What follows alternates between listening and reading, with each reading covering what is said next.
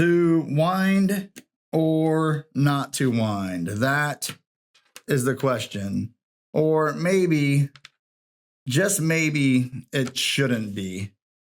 Maybe the question should be when to wind. And that is exactly what I am going to try to answer today by taking a look at these two units from one of the most popular watch winders in this price category. But full transparency, while I did not take a single penny from Mozsly for this review, they did give me these units to keep in exchange for the video. Now, out the gate, I know there is a mixed consensus on whether or not you should even use a watch winder, whether it is good for the watch or bad for the watch. One side of the argument being that constant running causes wear and tear, leading to more frequent service intervals, while the other side argues that the watch should consistently stay running because it keeps the lubricant distributed throughout the movement, keeping the oils from drying and gumming up. The truth is probably somewhere in the middle. For starters, of course, yes, if your watch is constantly running, it is going to have more wear and tear. For me, that just seems like something that would be common sense, but to be safe, I went ahead and reached out to a friend, the watch aficionado, who is a third generation watchmaker. And yes, he did confirm that that is the case and stated very clearly that he was not a fan for this very reason. On the flip side of the argument, yes, it is true. A watch does need to be run in order to prevent the oils from congealing. But in reality, this is usually something that takes years to happen. It's usually not something that happens in a matter of months. Please excuse the interruption. All right, excuse the interruption. I just wanted to pop in here and let you guys hear what they sound like. This is with all three units running. So as you can hear, they are super quiet. I will say that I think something might be wrong with this one right here. I've had my Speedmaster on there all night long and it hasn't taken charge at all. So I may have to pull it out and actually manually wind it. I even tried it with this one. So I tried it with multiple watches. Anyway. So with all of this in mind, is there a case to be made that there is a time and place for using a watch winder?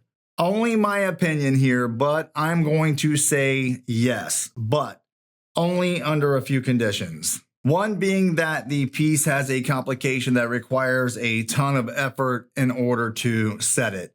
I have never had to deal with an annual calendar, but from what I gather, they are a pain to set. So I could 100% see it worth having to service a little bit sooner to have that watch always set correctly.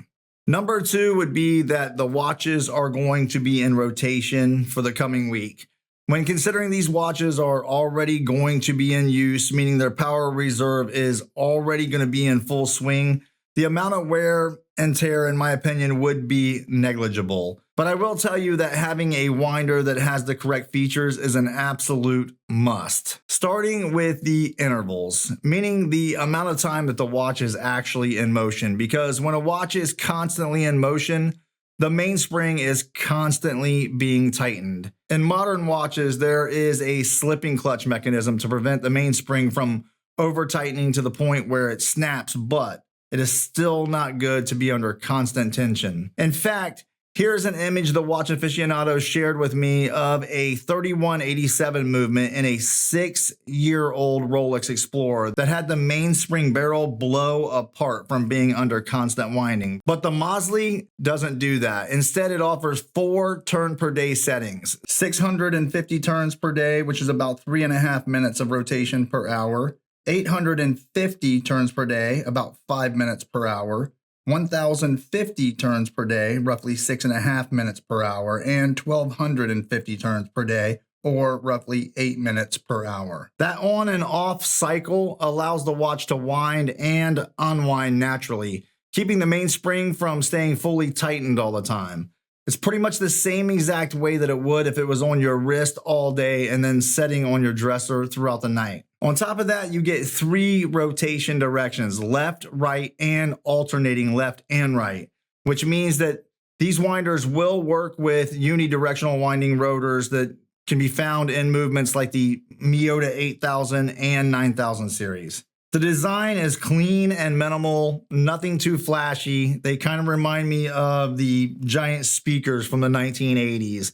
And in my opinion, these could work as standalone watch displays even if you never activated the winder. Functionally, the single and the double winder are the same. The single winder is ideal if you've got two watches that you want to alternate during the week, and the double is for one on the wrist and two ready to go. One cool feature is that the winders can be piggybacked together, meaning you can connect multiple units to one power source.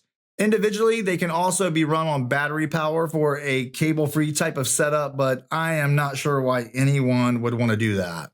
All in all, I really like these units, and I am going to use them, but I'm only going to use them in the scenario that I described for my weekly rotation. That is it. I would say that if you have a watch that you only wear once a month or even longer, just to let it set. Resetting the time is simply just not that big a deal. Now, there are a few cons with these units. One is that the front of the winder is screwed on. I would much prefer a compression or a snap type fit to save a little bit of time on getting the watch out. And I know that seems like a small thing, but in my opinion, it is not. If the reason for using a watch winder is to save time, then in my opinion, these things should be designed in a manner that would make them as efficient as possible. Last but not least, and I do not even know if this is 100% true, but according to the reviews that I read, if this unit stops working, the warranty consists of a parts-only warranty. Now, for me, that is not a big deal because I happen to possess the type of skills to handle that. But for those of you that lack the skill to hold a screwdriver, you may want to steer clear. Final thoughts, I think they have their place, but they should not be used for long-term storage. They are super quiet, they work very well, and they look really good.